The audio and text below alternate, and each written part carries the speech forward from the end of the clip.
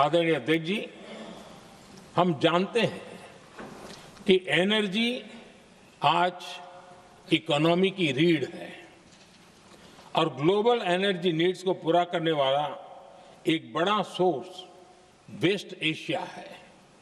स्वाभाविक है कि दुनिया भर की अर्थव्यवस्था वर्तमान संकट से प्रभावित हो रही है और भारत पर इसका कम से कम दुष्प्रभाव हो, इसके लिए निरंतर प्रयास किए जा रहे हैं। सरकार इसके शॉर्ट टर्म, मीडियम टर्म और लॉन्ग टर्म ऐसे हर असर के लिए एक रणनीति के साथ काम कर रही है। आज भारत की इकोनॉमी के फंडामेंटल्स मजबूत है, इससे भी देश को बहुत मदद मिली है। हम हर सेक्टर के स्टेक होल्डर्स के साथ चर्चा कर रहे हैं।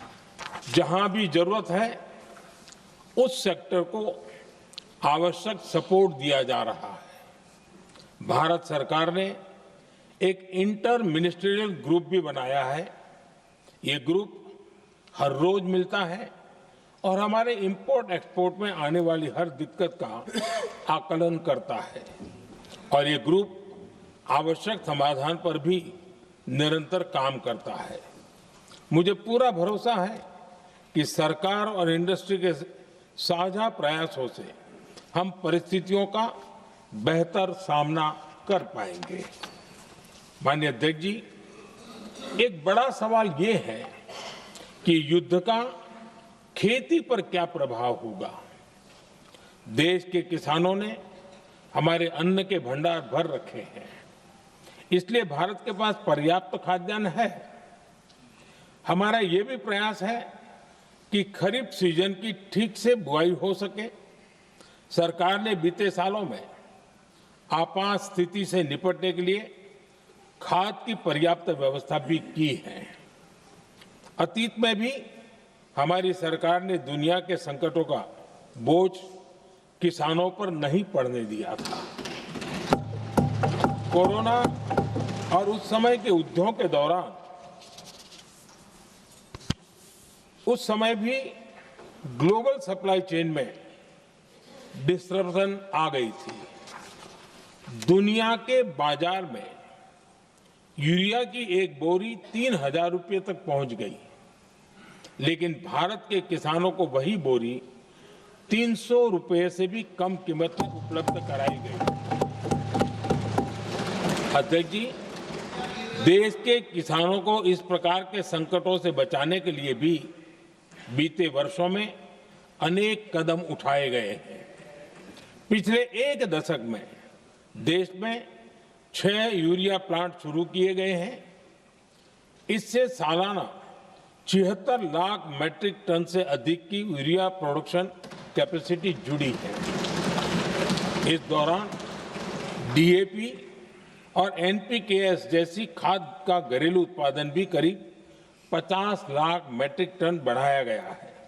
इतना ही नहीं, तेल और गैस की तरह खाद के आयात को भी डाइवर्सिफाई किया गया है।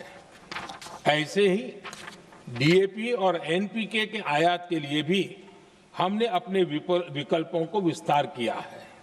अध्यक्ष जी, सरकार ने देश के किसानों को made in India nano urea का विकल्प भी दिया है।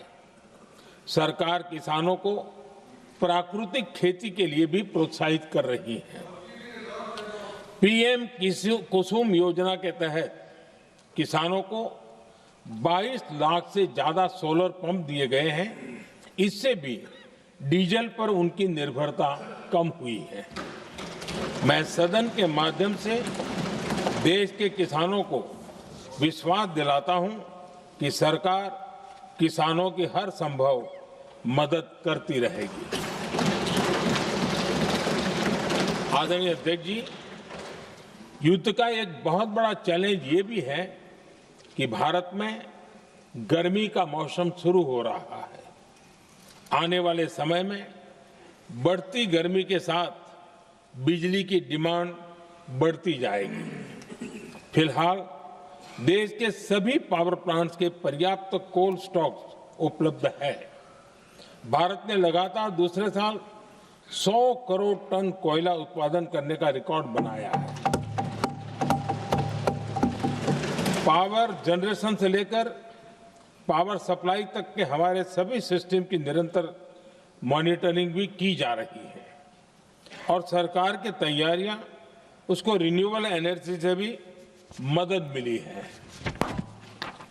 बीते दशक में रिन्यूएबल एनर्जी की तरफ देश ने बड़े कदम उठाए हैं।